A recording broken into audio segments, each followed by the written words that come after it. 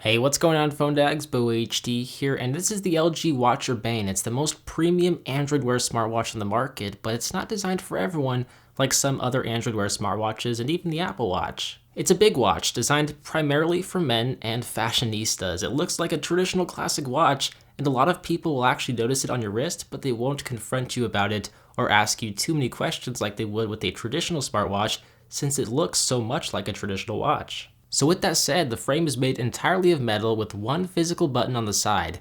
There's a heart rate monitor and 5-pin connector underneath to charge the Urbane, so it doesn't charge wirelessly, which is a bummer, but it's not too much more difficult to charge it using the included cradle.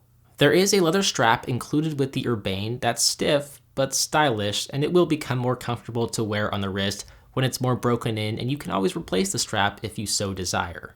Like I mentioned earlier, it's big, especially on my small wrists. It's also kind of chunky, but once again, it's very stylish and very classy and definitely resembles a traditional watch. The LG Watch Urbane is running the most up-to-date version of Android Wear, that being Android Wear version 5.1.1, which has a ton of new features and improvements, such as Wi-Fi support, there's a new app launcher, and there's also new gesture controls. I think these are the most noteworthy features in my opinion.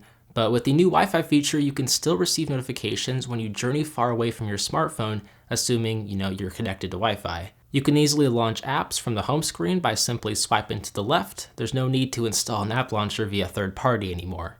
And gesture support is actually really useful when you're driving or you don't have a free hand. You can just swipe through notifications by flicking your wrist, and it actually works pretty well. It could be finer tuned, I feel like, since you kind of have to vigorously flick your wrist. But these are the kind of features I like to see on wearable devices, and I'm just glad Google implemented it with Android Wear version 5.1. Now, in terms of performance, the Urbane performs pretty well. It performs similarly to the LG G Watch R since it has the same internals, that being a Qualcomm Snapdragon 400 quad-core processor with 1GB of RAM and 4GB of internal storage. I can't say it's flawless, it's not terribly fast, and I did run into some hiccups and stuttering here and there, but for the most part, it kept up with my daily tasks. One design flaw that I don't like that I also mentioned in my G Watch R review was that it's not as easy to swipe through notifications when the metal frame of the watch is raised above the display. It's just a minor annoyance, but it is worth mentioning. It's not quite as easy to navigate as, say, the Moto 360.